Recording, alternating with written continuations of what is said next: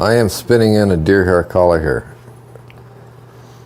Whether you use a deer hair collar is dependent on the materials you have, and what I have left is a lot of soft stuff. It is not stiff enough to give the whole intruder big fly, translucent fly, stands out without using a ton of materials. Well, here we are. You and me. I've made a second episode of the Secret Society of Fly Tires podcast, and you're listening to it right now. I didn't tell international outdoor superstar April Vokey that the majority of my listeners are blue jays and squirrels outside my garage that I can see through my car studio window, and she agreed to be my guest on today's show. Those blue jays and squirrels heard April was going to be on the podcast and told me that my own stardom is now inevitable, that I need to accept becoming the one true God of the arts and crafts podcasting subgenre. Not like God with a long white beard perched on a cloud in his heavenly kingdom. Not like the all-powerful Zeus high atop Mount Olympus. That would be ridiculous. More like a transcendent global knowledge source that gives everyone and everything the power to manifest their own reality and raise their vibration to a level so high that it's almost inconceivable to the modern human mind. Inconceivable! My loyal backyard listeners warned me that the road to feathercrafting podcast success would be paved with the blood of crochet masters, hat makers, basket weavers, and more. That I might lose sight of my real goals once I'm disgustingly rich. I obviously paid my podcast dues with that first episode. I've proven that I'm ready. Soon, I'll be opening offshore accounts to hold all my ad money, and I can finally stop working on spec for you people. I started the episode with a brief clip from Skagit Master of Ed Ward talking through techniques he used to tie some of the first intruder flies. And that is the subject of the show today, intruders. April Vokey agreed to nerd out with me about intruders from the other side of the globe, and I'm going to share the chat we had in just a few minutes. It's situations like this that Al Gore dreamt up when he invented the internet. But before we talk about what should be one of your favorite fly patterns, I want to talk about crippling fear. The true opposite of love. The ultimate control mechanism. As a young boy, my most feared intruders were things like Freddy Krueger, who rudely intruded into people's dreams to torture and murder them. Even scarier for some reason were the spindly aliens that intruded into Christopher Walken's bedroom in the movie Communion. I might not be exaggerating when I say I watched that movie for the first time around 1993 and still think about it daily. Maybe I don't. Maybe I'm very strong and not afraid of anything, okay? I'm scared of you, sir, and I'm protecting myself. Here's a short list of other intruders that have kept me up at night. The wolf having sex with a woman in Bram Stoker's Dracula. The chest-bursting alien from Ridley Scott's Alien. Chucky from Child's Play. Kathy Bates in Misery. And the demon that made Linda Blair vomit in a priest's face in The Exorcist. I'm protecting myself. I'm scared of you. Growing up and moving from my parents' house in the woods to my own place in downtown Sacramento led me to fear more realistic intruders. Things like drunk drivers. Or crazy neighbors that allegedly broke into my yard to allegedly steal a Japanese maple tree and allegedly drag it down the street, leaving a cartoon dirt trail and then calling the cops on me for doing it on a holiday morning. My wife and I have 2 young kids that have turned out to be the most genius and expensive intruders to ever not let you use the bathroom by yourself. And those are just in this dimension. Intruders that might remote view onto my astral plane dead set on severing my silver cord are even more terrifying. Who or what is flying tic-tac-shaped craft off the coast of San Diego that can somehow maneuver through the air and water without incident and evade our most skilled military pilots? That sure feels like an extraordinary intruder until you really dig into the UFO subject and scramble your brain over and over about whether the UFO phenomenon is even aliens from another planet at all, and how this phenomenon has been documented by highly credible individuals shutting down nuclear weapons. Have you ever spent multiple nights reading about orbs of light entering people's bodies and healing their illnesses? Maybe you should. Maybe you shouldn't. As a fly tire, you should be staying up twisting up intruders. The intruder fly is an awesome pattern that wasn't conceived until around the time I was first terrified by Communion in 1993. It was created in Alaska by a collective of anglers that have helped define a handful of modern fly tying and fishing techniques. Ed Ward, Jerry French and Scott Howell, they continue to innovate and pass down their wisdom like true sages of the art. Their original prototypes were tied on extremely long 3, 4, 5, and 6x long streamer hooks. The large flies elicited violent takes from Alaskan fish and sent the men on a mission to perfect their new pattern or template. Platform might be a better term for it. The intruder isn't really a specific pattern as much as it is a type of fly meant to elicit a specific response from a fish. An intruder fly is meant to trigger aggression when intruding into the territory of a sport fish, thus eliciting a violent strike response. The most productive intruder fly patterns trigger the fight response without scaring the fish away from its territory. They're meant to swim big, but still cast with ease. They're designed for variation and definitely helped further stoke my obsession to get creative with fly tying and feel more confident with my abilities. After some field trials, Ed, Scott, and Jerry quickly figured out that the hooks they were using were not the friendliest things in the world to biting fish. Fish were often caught bleeding badly with large puncture wounds. And the long hook shanks provided fish with lots of leverage to work the hook free. They started cutting the hook off at the end and tying on shanks instead. This led them to using Waddington shanks, pioneering their own steelhead shanks, and eventually land on a few different ways to add a hook to that new platform. Jerry French's Ultra Rig is what I believe to be the most recent rigging update. All of this ingenuity has led to a fly pattern that is highly customizable, a fly that you can swap hooks out on and reuse. It's efficient in hooking fish, and it's about as fish-friendly as a sharp thing that sticks in their mouth can get. Besides all that, they look really cool, alright? If you were able to tie one that matched the hatch of an In-N-Out burger, I would eat it right now. April Vokey can tie up a really sweet intruder fly, and watching her tie the Sugar Pop intruder variation gave me the confidence to give it a shot myself a couple years ago. Now, variations on the intruder are a regular spin for me at the Vise, and April's on my own Mount Rushmore of tires. I'd be a fool to introduce her as if you weren't already familiar, so I'm just going to remind you of a few reasons why April is a total badass. She started her own guiding operation called Fly Gal Ventures in 2007. She was the first fly angler featured in Outside magazine. She's been all over outdoor TV, including her own show Shorelines. She's written for Meat Eater. And of course, she hosts her own podcast called Anchored, which has blossomed into Anchored Outdoors, which has become basically a DIY Ivy League virtual university for all things outdoors. I'm proud to say that I'm a member, and you should consider joining yourself. Okay, I've blabbed long enough. Let's get into it with April about intruders. April Vokey, thank you for joining me today. I want to start by saying thank you for 3 different things. For letting me steal some of your time, for motivating me to tie my first intruder, I told you about when I was emailing you, and for helping me with my Snap T. I hadn't been using that cast very much, and my usual beat on my local river got messed up with a restoration project. And I ended up going to a new spot where I needed to use it, and I was kind of rusty. Watched your video, and I went out. I was like, at the beginning of my session, I was doing pretty good. And then like I started nitpicking myself, and I fell apart completely. And I was casting like shit for like an hour, or like the last hour of my day. But I went back home and I watched it again. And like after applying myself and watching the video and then watching it again, it really pointed out a lot of things to me that I'm going to fix next time I go out. And the way you explain things, your tempo, and like the metaphors that you use are super clear and helpful ways to help someone like me improve. And so I just wanted to tell you that, and thank you for putting that out there. I appreciate that. I love hearing the good feedback. Yeah. I kind of wanted to start with that. Like, how did Anchored, your podcast, turn into this big kind of like online school of Anchored Outdoors? Like, how did that develop? Like, what happened?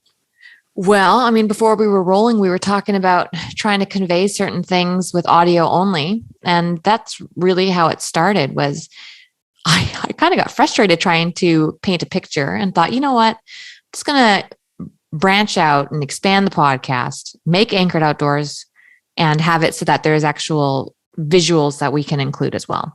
And then factor in that I know myself, I learn best when I'm learning from somebody that I really know and admire and connect with. And so even though it just confuses people. So I've taken a lot of the messaging down, but I call it the connect approach. And the connect approach is just learning from someone that you've heard their story, you know their struggles, and can relate to them. So you're like, oh, I know that he or she had, was at the point of not even knowing what to do with their life. And here they are, one of the leading forces in the industry. So it was all just kind of wanting to put all the pieces together. That's cool. Super cool. Yeah. I've been lucky to fish with a bunch of guides and that are great teachers like that, that I trust immediately, and they're able to teach me. I'm pretty hands-on, and so like being with them is one thing, but doing it virtually with you, you're still able to convey that. And so it's a great resource, and I will tell anybody about it that it's great and they should check it out. Thanks. So when did you start tying flies in general? I just start with some general questions. Yeah. Look, I remember tying my first fly. Would have been in my late teens. I want to say 18 or 19. Yeah, about 18 or 19. And at first I tried just to do it myself. My fishing buddy at the time knew I wanted to get into fly fishing. And while he didn't fly fish, he did tie jigs. So he gave me this old, like a Walmart or some crazy old vise and a box of jig materials and a VHS tape on how to tie. And so I put that in at my parents' place, and we didn't have a remote. So I was going back and forth to the tape recorder. A lot different than YouTube. Closet. Yeah. Oh my gosh. Yeah. YouTube was not there at the time. And then I ended up going with a friend to a fly tying night at one of the local clubs. And I think I tied my first Doc Spratley, and it was a real eye opener, and I just genuinely enjoyed it. Super cool. Yeah. I was going to ask, did you have a mentor? Like, did you have somebody that was there for you, or was it just... In fly tying? Yeah. No. Dave Puffer was my fishing mentor, but like I said, he didn't fly fish, but I still give him all the credit because, yeah, that's right. Because for my 18th birthday, he bought me a Regal lookalike vise. I was I was bussing tables at the Olive Garden, and he came in with this vise, and it was, the old Regal knockoff things. Mm-hmm. And that was my birthday gift when I turned 18. Wow. And 18, 19, I don't know. It's a long time ago, but it was when I really took it to the next level. But I think that's one of the reasons why my fly tying journey has been so exciting, is that it was just kind of an experience that happened by reading books. I read a ton of books, bought every single book that Michael and Young had on tying classic salmon flies, because obviously I just thought they were the coolest things ever. Yeah. And that was really where it started. So books, I guess Michael Radenhick and Ron Alcott, those guys they'd be my mentors. Yeah. Cool. Did you keep your first fly? Do you still have it, or did you fish it, or? I think my first Atlantic salmon fly that I'm sure I've got the Doc Spratley somewhere. I just wouldn't even know that it's my first fly. I'm looking at it now because it was pretty fishy. I probably fished it and lost it at this point. But I think I still have my first Atlantic salmon wannabe fly. Yeah. Cool. So now, how often do you tie now, and why? And why do you tie? Well, I haven't been tying as much as I would like to. Like so many of us, it's a seasons thing. I just don't have the time that I used to. But I was just in Canada, back home at my cabin a few weeks ago, and I got all the stuff that I was missing here. So I've got them all up in my room, ready to come down to my office where I'm speaking to you now. And I plan on getting right back into it very, very soon. Actually, I see that you're a member of Anchored Outdoors, and one of the upcoming tying nights that I am about to post on the site is me teaching members how to tie the sugar pop. So that's one of the reasons why I went home and raided all my tying materials and brought back all the sugar pop materials. Awesome. So my answer is hopefully soon. And why do I tie? It's very, very relaxing for me. That's not why I used to tie. I used to tie for the challenge, but now it's my time to put on a movie, chill out, have a glass of wine, and really just slow down. Yeah, I totally agree. And I mentioned in my last episode about the meditative qualities of it, yeah, and it's a big part of it for me, for sure. Well, a lot of the guys and gals that you talk to now probably tie commercially or tie for profit. And I of course I did a lot of that as well. And that did suck the life out of me for a while. And I think that was why I kind of put it down for a bit, because I just didn't want to, it really was starting to weigh on me and feel like work. But now enough time has passed that it's relaxing again. Cool. Yeah. Do you listen to music when you tie? It depends. Sometimes music, sometimes television, Netflix. It just depends on my mood and how ambitious I am at the time. Cool. You talk about tying commercially, which I could see having the ability to burn you out. I mean, it's like anything. If you like doing it and you have to do it for X amount of hours, like how, it might burn you out. Do you think you have any fly tying like strengths or weaknesses that you might have like picked up from having to do that, like those long hours of doing that kind of thing?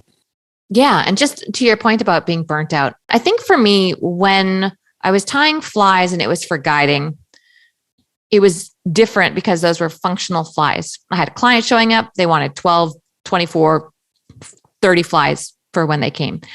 But then it got to the point where people were buying a fly and I knew that they were buying it to frame or to put aside to say that it was a fly that I had tied. And that was what started to kill it for me, because then I had to strive for perfection and not just if, something that was going to fish well. So that was definitely the downturn. That was the beginning of the end. Even though I could charge more, every dollar that you charge more, every wrap has to be that much better. So that was kind of how it all started going downhill. As far as strengths, yes, I've learned how to be efficient and how to not have any sort of bulk. The biggest strength, though, is learning how to start. I learned how to tie first by starting with Atlantic salmon flies, which seems crazy, but it really did set me up for just so much success with the rest of my tying. By the time that I was getting to hackles and all that fun stuff, the soft loop was just like second nature to use a soft loop because I had started doing it that way. Just jump right in the fire. Why not? Yeah, right. Well, they're just so beautiful. And of course, Ken Sawada, and at this time, I was on the tops end at the hilltop, and in the bathroom, there was this old Ken Sawada book on fly tying. I think someone ended up ripping it off because it was worth quite a bit of money at the time. And it really changed my life. Looking at what those guys were doing over in Japan just knocked my socks off. But yeah, it makes you a better tyer, in my opinion. Yeah. I mean, what do they say? 10,000 hours or something like that to be an expert at something I can see. Yeah. I mean, it's obvious, I guess.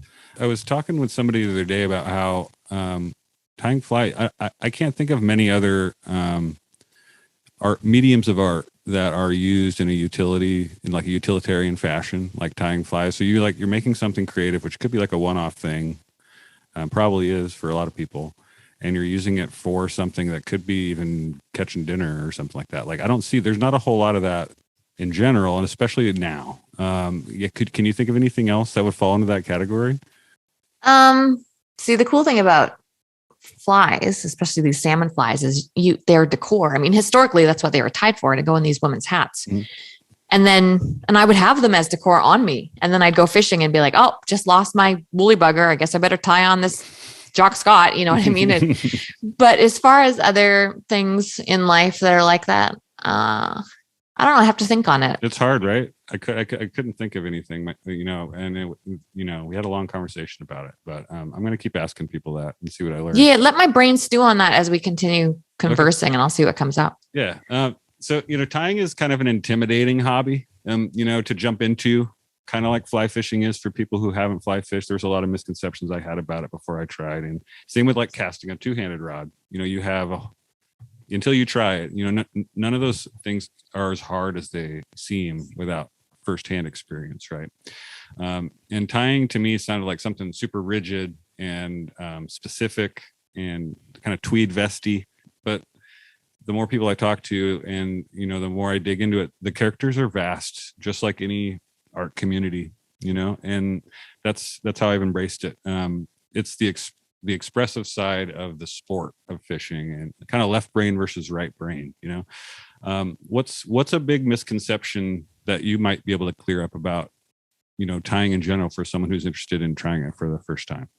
That it's intimidating. Sorry. And I know you just said that it's intimidating, but I think that's such a personal thing. Like for me, Dave Puffer, I remember it so clearly. We're in his old tackle room. Dave's got no teeth. And, we're sitting there and going through all the jigs, and he hands me over a shoebox with this it's just overflowing with all this old material and this little rusty vise. And that wasn't very intimidating. It was super cool. I had this shoebox full of stuff to go home and sort through. And then, there was no thread in it. So, Mom, do you have any sewing thread? Yeah, sure. And I don't even think I had a bobbin. I think I was using my fingers at this point. So none of that was intimidating until I put on the VHS tape. And then I felt a little bit nervous, but honestly, I was just experimenting at getting used to creating what I thought would catch fish. And because I knew that I could cut a piece of flash off of this dress here and maybe pick up that bird off the road that's dead over there and dive into this shoebox, to me, it was all just like arts and crafts on a budget. And it was not intimidating. It was incredibly rewarding because I knew that even though it wasn't perfect, that it would still catch fish. And those flies did catch fish. The fish didn't care. Totally right. And it's not like fishing. Like sometimes you go out, maybe you're with a guide and you're not that good. You're not that great of a caster. You feel a little bit like you're performing in front of somebody, right? And it might be kind of embarrassing. Like at least with tying, like you could just be in your room and nobody's going to see the crap that you do the first couple times or something like that, right? And even those do catch fish. So I mean, I think it's empowering too. And I was intimidated to start too. And once I started with shad flies, really, like with like just kind of basic nymphs on like 10 hooks. And catching a fish with one of those like really kind of gave me the confidence to try other stuff, and then branching out into streamers and all those kind of things, and seeing you tie the sugar pop like I told you, help me kind of bridge into some other stuff. But you're totally right. You can hide behind it, right? Sure. And nobody sees you. I find fly casting in front of people incredibly intimidating. To this day, I will die thinking it's intimidating. I just fall apart. I'll be casting like a superstar, and you go by me on the river and it's like, oh my God, do this right. And then I rush it, I pop it. It's just a disaster. Yeah. But for fly tying, it's you, right? No one sees you. You're by yourself. Totally. Yeah. The guy I could barely see the person fishing like the run downstream for me, and I'll still be like subconscious about it. Totally get it. And it's this relationship when you're fishing your fly, nobody can see your fly, right? Mm-hmm. Well, you're the only person who knows if it's a total piece of crap that you're fishing, and it's just you and that fly, and you're both out looking for the same result. So it's just this very personal relationship, you and your fly, that really nobody else is privy to. And I find that very powerful. And for me, it's freeing. It's all part of it for me. For sure. It goes into my next question for you pretty well too. Do you feel, does it feel better to catch a fish on your own fly, or to see like a friend or a client catch one on your fly? It's all the same to me. I just like to see fish taking my flies. For sure. Okay, well, let's talk about intruders, since that's why I hit you up in the first place. So I have a couple questions about intruders specifically that I want to start digging in with you. Okay, do you remember the first intruder that you tied, and why? Like the first time you saw or heard about it? Mm-hmm. Now I am going to take this up a level and tell you I've actually never tied a true intruder before. Okay. So the true intruder was designed by Ed Ward and that whole crew over there, I think Washington. And there is a very, believe it or not, specific pattern to a true intruder fly. Actually, I hired Tyler Kushner. He's on my website. If you type in Tyler's name, he did write a whole article about the true intruder. Okay. So I've always been very careful to make sure that I say intruder variation. Sure. Yeah. Yeah. It's definitely kind of a platform more than a pattern, right? And that's I'll definitely bridge into that. And so for me, at first glance, I mean, what do we notice about animals and people? Profile, right? And same with flies. Mm-hmm. What's the first thing I notice? A profile. So Ed Ward has his intruder. First thing I noticed, like so many of us, is the profile. And of course, it made sense that there'd be I'm not going to say bulky, but a voluminous rear. And then another, I guess, is that the right word for a voluminous front? Sure. Voluminous? Voluminous? What is the right word for that? I think it's voluminous. Yeah. But something that's got some sort of volume as it goes through the water. Sure. And then obviously if you have no materials in the middle or very limited materials in the middle, as it dances through the current, it's really pulsating and flowing and creating movement as different currents, grab it and swing it through the flow. And so for me, that was really all that I saw, was the two parts of, basically two dubbing balls with some sort of long material on them with virtually nothing in the middle, so that they could undulate and flow as they went through the current. Yeah, it's funny that you said you've never tied like a traditional one. I probably haven't either, really. I mean, they're all my little variation on what Edward and Jerry French and they created up, I think in Alaska actually is where they did it. But I think they're all Pacific Northwest dudes, right? What do you think are the pros and cons on tying them on shanks versus tubes? Well, I tied shanks for years, and because of the Atlantic salmon thing, I had these enormous 3-4 inch long shanks that were extremely expensive, by the way. And they were all blind eye. I was buying the real traditional partridge, and it's been a long time, but yeah, very expensive hooks.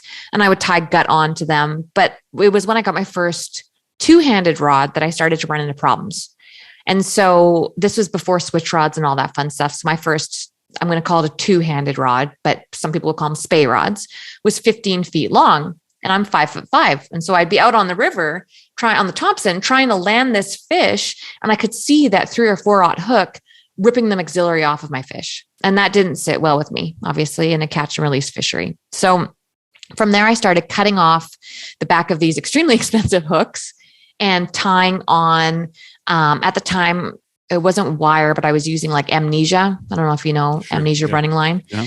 And kind of like a thick mono, right? Kind of. Yeah. I mean, some of the guys were using Power Pro. I didn't like the Power Pro because I felt like it got limp, and I eventually ended up getting a swim tank.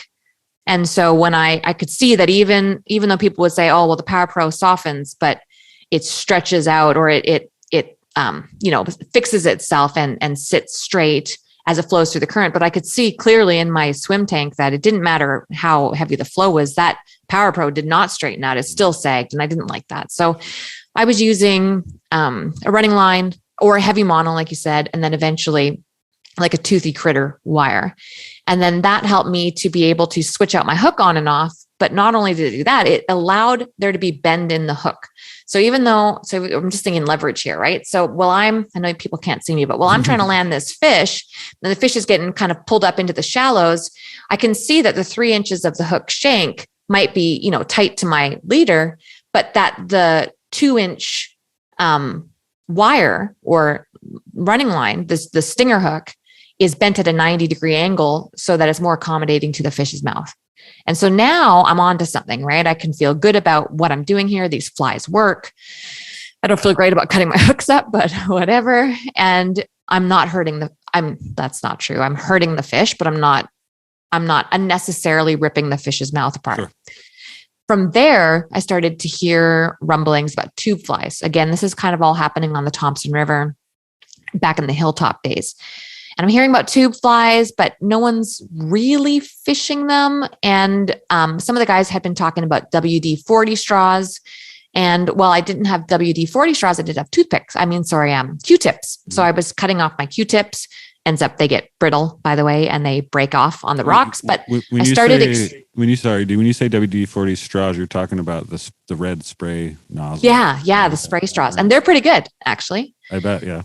And so that was how my tube fly transition started, was when I could get some straws, and then obviously with Q-tips, started tying these tube flies, and then all of the advantages started to surface, right? Now, all of a sudden I'm fighting my fish, and not only is the fly, or, do I have that little stinger loop and I've stopped tearing the fish's mouth apart, but now that fly is riding up my leader, right, 3 feet up high. It's out of the way entirely. Then I'm going, I start fishing other rivers. The Thompson closes, the Chilliwack River opens. Maybe I want to switch out a different hook size. And same with like salmon. I didn't want to fish the same size hook for Chinook salmon as I did for steelhead, but I could use the same fly and just switch out the hook size.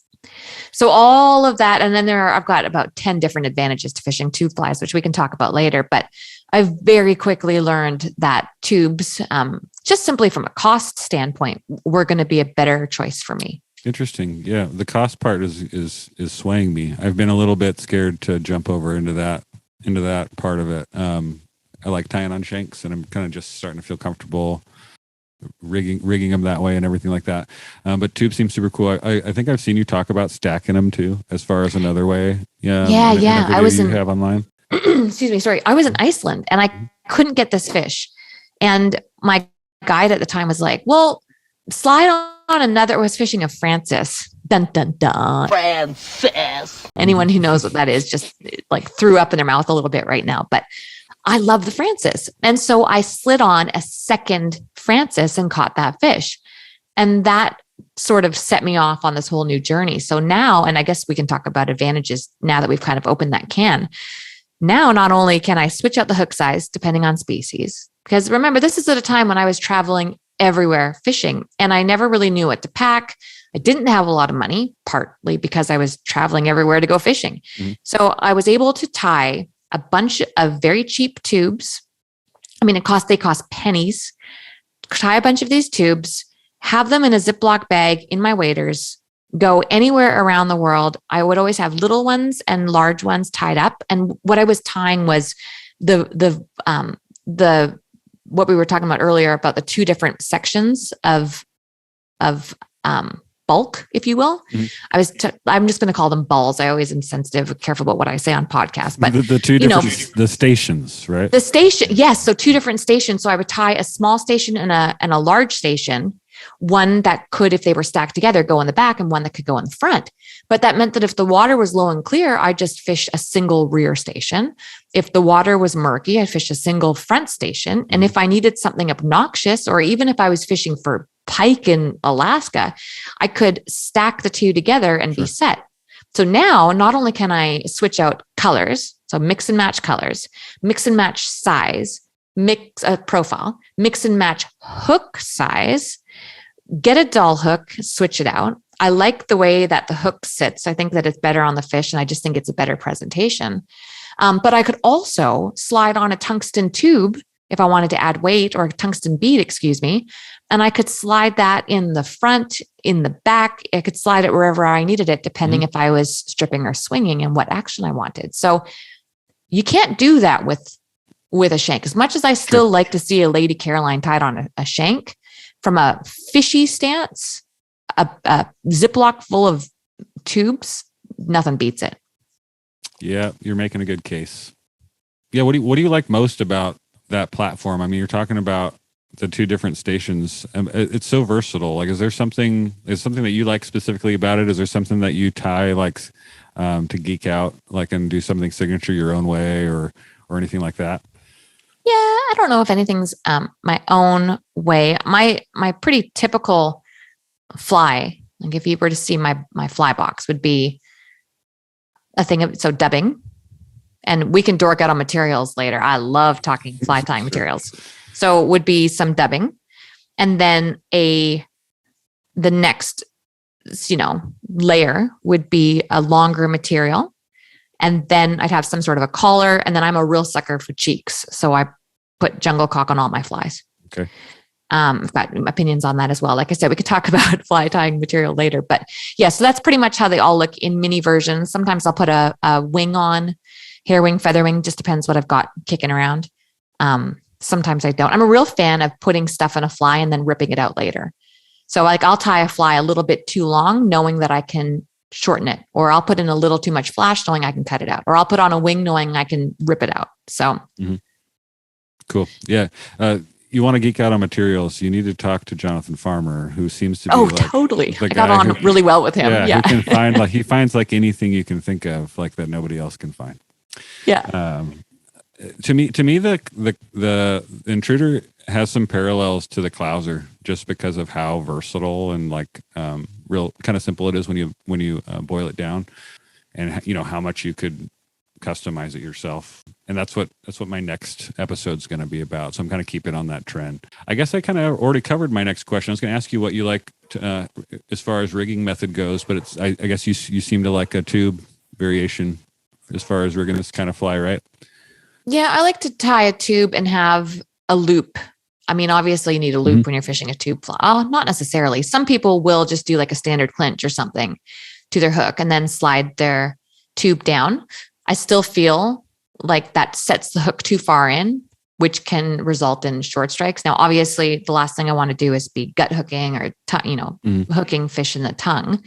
So I like to have my hook set back a little bit. And I do that just by creating a loop knot. So I just double my line over, I think it's just a triple surgeons. I have to have a look, but, and then just slide my seats it in there for you. So it's like you can control the length. Yeah.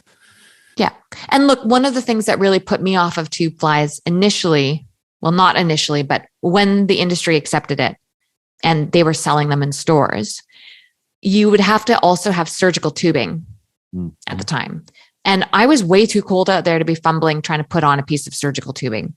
And so I didn't like that, but they've fixed that with flies. Now they've got, one piece plastic flies that smaller than the other. It's like tapers off and stuff. Yeah. They taper out. And then even just back in the day, I would just jam it down as far as I could on the knot until the knot eventually just wore it into a mushroom. Do you think that there's like a most difficult part of tying like an intruder style fly? Is there some like a technique that people should be proficient at if they want to tie them well? Yeah, I think the most difficult part is not adding too much material, too much unnecessary material.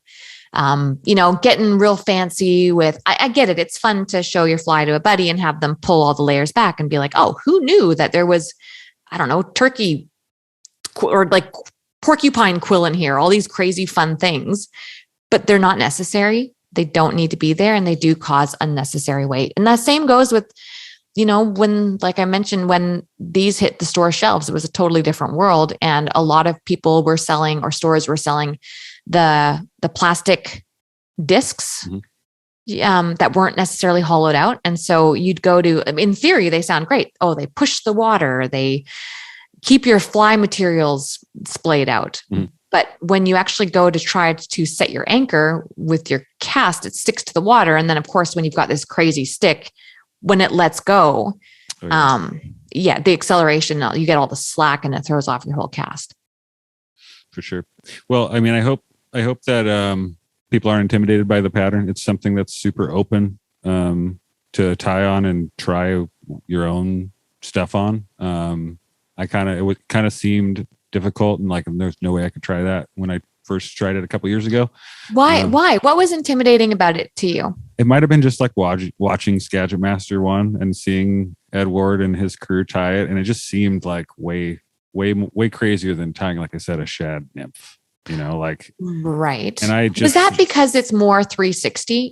With things like even the clouds or anything where you're stacking a piece of hair on or feathers onto and just tying it on in a bunch.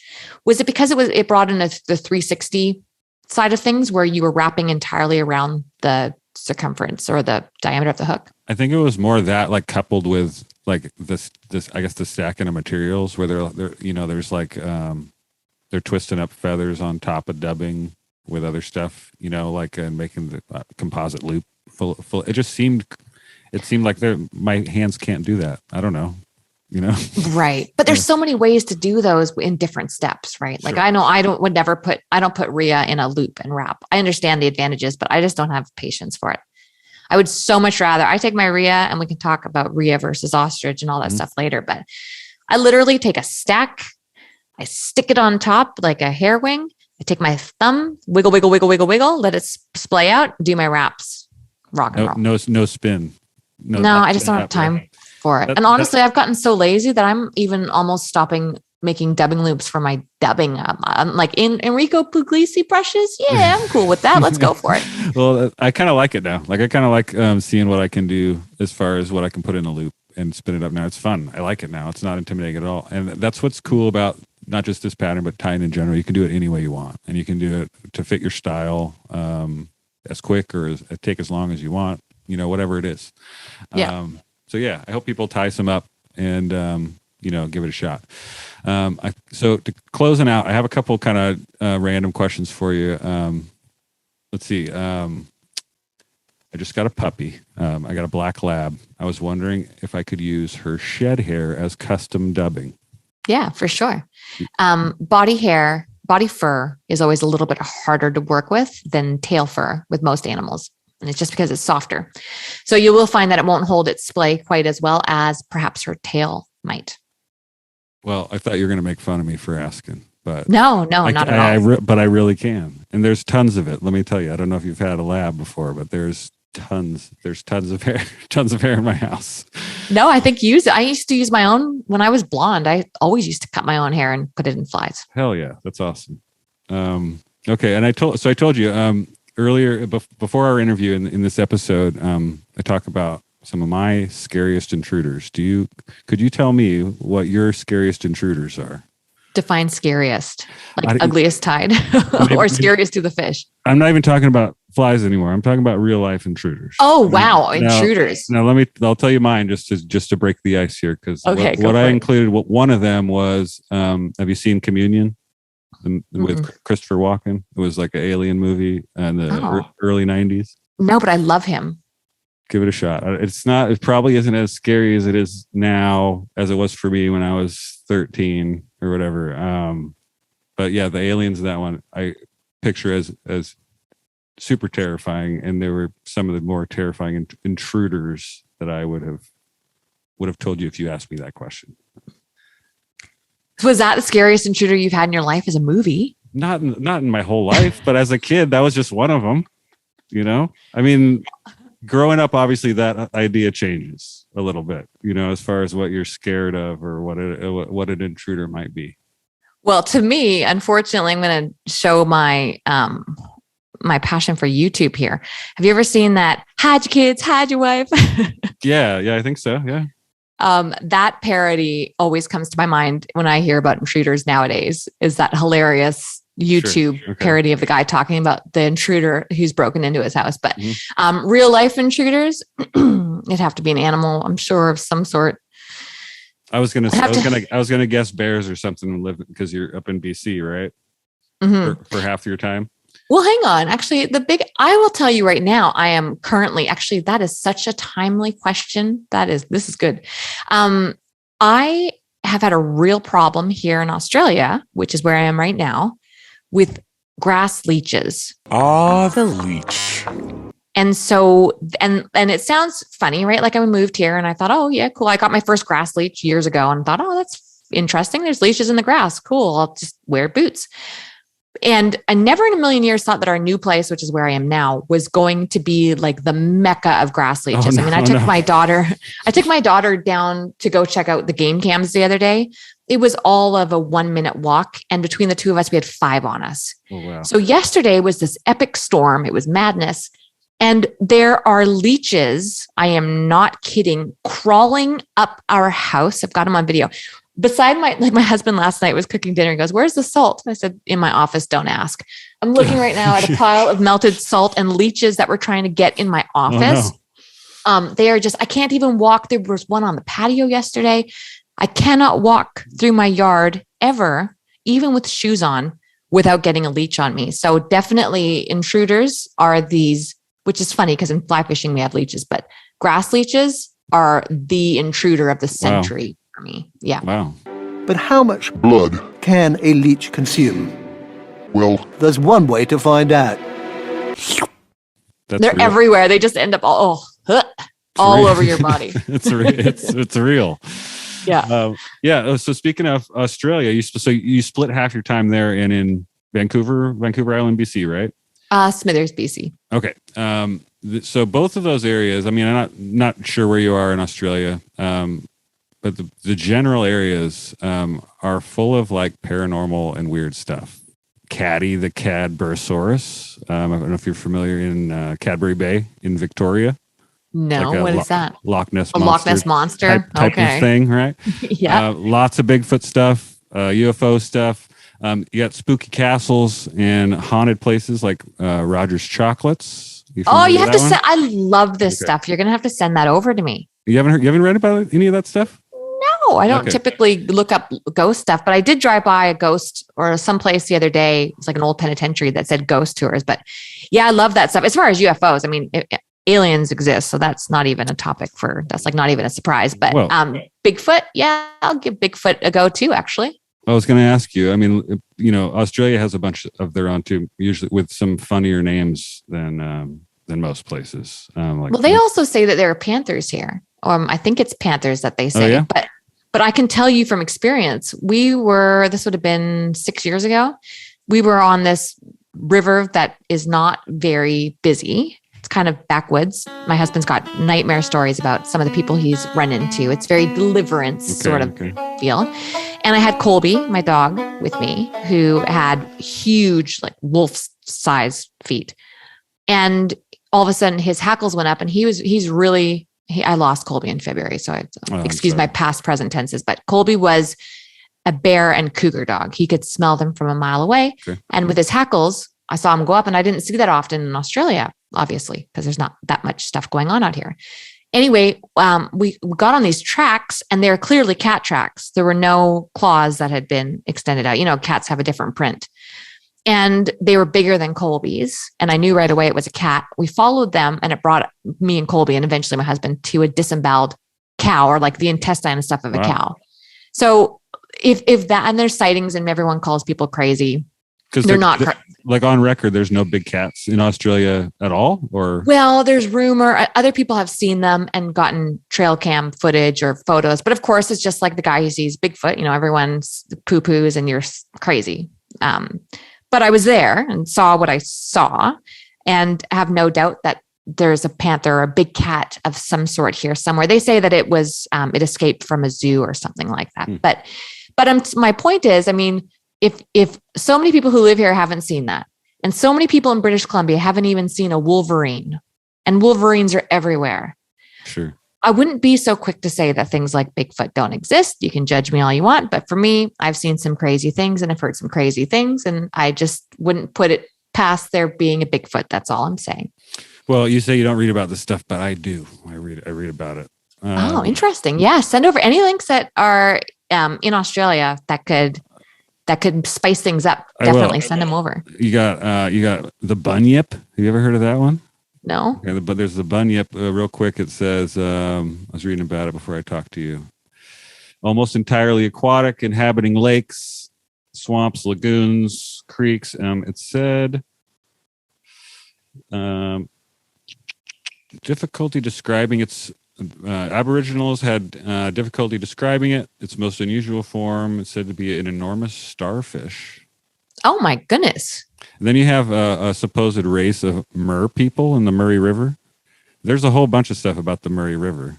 Are they really little? I don't know. I didn't see pictures of them. Well, it's interesting. I was in the Sydney Museum not that long ago. They've got a really interesting natural history museum. And they had, obviously skeletal remains of one of it's an Australian museum. So everything that is in there is from Australia. And there was a small person, is species the right family? Like, I don't even know what to call them, but there was a small person that they did find, like that sort of body structure in Australia. So who knows? I'll have to send you some. I'll have to send you some links. Yeah. You mentioned you believe in life on other planets or aliens, or whatever. Do you have any stories? No, not a one. No sightings yourself. Yeah. No, just one for my dad. I don't know if that counts. Everyone's got a story from somebody that they love, but my dad, who is all there upstairs, will be the first person to tell you that he saw a spaceship and wasn't the only person. Everyone was calling into the radio about it. Yeah. And then the next day it was just deleted. Like it never happened. Where was this? In Richmond, British Columbia, which of course there's an airport there. So I don't know if that proves his story or makes it less believable because it's an airport, but yeah, I don't know, but I don't know. I just don't see how there can't be aliens somewhere. I just don't think it's like the movies do it, but right. I totally agree. I mean, it's something that I read a lot about too. And my opinions have changed on it a ton over the last 20 years or so. But right now, I don't know how you couldn't be interested in the topic. It's all over the place. And, you can read about it to the end of the world. I mean, if you want to go down that rabbit hole, and there's But it's funny how fast you get judged for it. I mean, I made the mistake of bringing this up at family dinner when I was in Canada a few weeks ago. And yeah, I mean, I had no idea. My husband he thinks I'm crazy. Mom thinks I'm crazy, but Dad and I were on the same page. Good. I don't think you're crazy. Well, you wouldn't, but maybe someone else listening. Well, April, thank you so much again for letting me steal your time today. I just wanted to tell you that, as a father, the way you involve your daughter in your outdoor pursuits is super inspiring. So thank you for sharing that stuff with the world on social media. Thank you for everything that you do and all the knowledge that you're passing on to the global community of people that enjoy tying flies, hunting, fishing, foraging, everything in between. So best of luck to you and your family this year. And I hope to speak with you again sometime. Yeah. Thank you so much for having me. I could talk to April for hours, and she said she would come back for another chat in the future, so I'm going to hold her to that and look forward to it. Again, if you haven't checked out Anchored Outdoors, there's a link in the show notes. You can also find her social media links in the show notes, as well as a video of her tying the sugar pop. I think it makes perfect sense that classic steelhead flies and intruders are so cool. I also think it makes sense that the river unicorn we call the steelhead live in paranormal hotspots, as they're elusive creatures that we don't know a whole lot about when they aren't in our rivers. They live in streams that flow in Northern California and the Pacific Northwest, which are Bigfoot infested. In Alaska, which has all kinds of weird stuff, like the underground pyramid I mentioned to Jonathan Farmer on the last episode. There's stories of ghost ships and a creepy submarine graveyard in Kamchatka, and many more speculative lines I can draw in my brain. I'll be fascinated by steelhead and the flies they eat, and scary intruders for the rest of my life. But let's face it, in reality, we're the real intruders. Ripping fish out of their world for a quick selfie, or to eat them like an actual real-life monster. Again, check out the show notes for relevant links from today's program, tie an intruder, and always choose love over fear. As I sign off today, I'll leave you with some information on organizations that I feel are playing crucial roles in things I care about. Cast Hope is a nonprofit organization positively impacting kids and their mentors in California and Western Nevada through free fly fishing and outdoor experiences. Through their program, clients build mentoring relationships, fly fishing skills, outdoor knowledge, sustainable practices, and personal values. Cast Hope's gift of the outdoors empowers each mentoring pair to grow closer as they participate in healthy hobbies together. Check them out at casthope.org and whichever social network you like to use. Wild Steelheaders United was established to educate and mobilize the numerous wild steelhead advocates. It's a place where anglers can become more informed about wild steelhead biology and ecology, keep abreast of policy issues, and learn about Trout Unlimited's conservation work.